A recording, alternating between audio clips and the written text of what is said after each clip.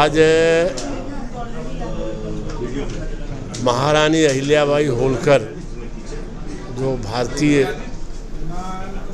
जनजीवन की एक बहुत बड़ा व्यक्तित्व रही, उनकी 300वीं जन्म जयंती चल रही है। शताब्दी 300वीं शताब्दी के रूप में मनाई जा रही है। तो उस अवसर पर आज इस हरहुआ ब्लॉक के अंदर सभी महिला प्रतिनिधियों के बीच में, मातृशक्ति के बीच में संगोष्ठी का विशेष आयोजन किया गया है।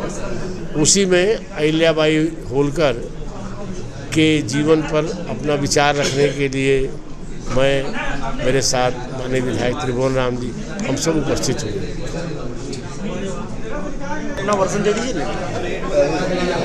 आज आज़ादी के लगभग 78 वर्ष पूरे होने जा रहे हैं और पिछली सरकारों ने जो हमारे महापुरुष थे और जिनके विषय में इतिहास साक्षी था, जिनके विषय में अधिक से अधिक बढ़ चढ़कर उनके जो उद्देश्य थे, उन्होंने जिस प्रकार का दर्शन दिया था उसको देश के कोने कोने तक पहुंचाया जाना चाहिए था, लेकिन हमारी पूर्ववर्ती सरकारों ने इस पर कभी ध्यान नहीं दिया।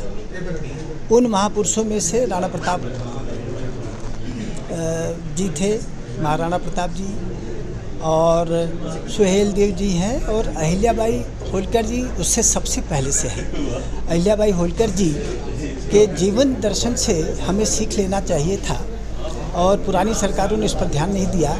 और माननीय मोदी जी धन्य हैं जिन्होंने इस महिला शक्ति को पहचाना और इनके जो उद्देश्य थे, जिस प्रकार का इनका शासन था, प्रशासन था, जिस प्रकार से महिलाओं की सुरक्षा का ध्यान उन्होंने रखा, जिस प्रकार से महिलाओं को अपनी सेना में अलग से एक टुकड़ी बनाकर उन्होंने आगे बढ़ाने का काम किया। उनके शिक्षा की बात कही उन स्थितियों में जब उस समय सती प्रथा भी लागू थी और महिलाएं और बेटियां घर से बाहर नहीं निकल सकती थी। उन सारी परिस्थितियों को तोड़ते हुए, सारे उस तरह के बंधनों को तोड़ते हुए जिस प्रकार से महारानी अहिल्याबाई होलकर ने अपने पूरे राज्य को तथा महिलाओं को विशेष रूप से आगे बढ़ाने का काम किया, राज्य में अमन चैन काम करने का, और जिस प्रकार से उन्होंने अपना न्याय शासन चलाया, ये अपने आप में अद्वितीय है।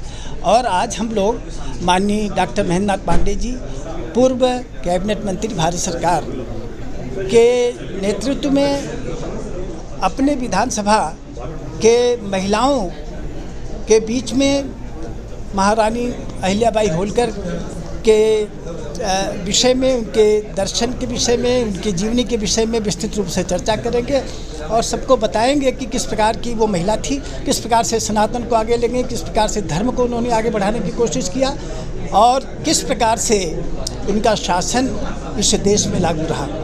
ये सब सारी बातें हम लोग उनको विस्तृत रूप से बताने का भी काम करेंगे। कितनी संख्या में महिलाएं हैं आज? महिलाओं की संख्या अनुमानित 1000 होगी और लगभग वही 1000 के आसपास पुरुष होंगे। सर, सवाल ये कि जिस तरह अहिल्याबाई की आप बात कर रहे हैं और तब में और महिलाओं में जिस तरह से पहले तो देखा था सती, आज के महिलाओं में जो नारी शक्ति को लेकर काफ़ी चर्चा रही, उस पर क्या कहना चाह रहे हैं समाज को? सर, जैसा कि सती प्रथा, बाल विवाह, ये कुरीतियाँ थी, हैं भी, और जिस तरह से हमें पढ़ाया गया, आपको हमने पहले ही बताया कि जो आज़ादी के बाद जो सरकारें बनी, वो जिस तरह से हमें पढ़ाए, देश को सिर्फ गुलामी की ही नज़रें देते गए। हमें तो अच्छी तरह से बताया गया कि सती प्रथा और बाल विवाह है गड़बड़, इसका विरोध करना भी चाहिए, लेकिन हमें ये नहीं कभी बताया गया कि कुछ धर्मों में हलाला भी है, 3 तलाक भी है, 4 शादियाँ भी हैं, वो अच्छे हैं। उसके बारे में समाज में कभी नहीं बताया गया कि इसका भी विरोध किया जाए। इस तरह से जो हम लोगों के ऊपर एक सोच थोपी गई, एक जो मानसिकता बनाई गई हम लोगों के द्वारा, ये उसका जीवंत उदाहरण है। और बहुत सी कुरीतियाँ गिनाने जाए तो शब्द कम पड़ जाएंगे।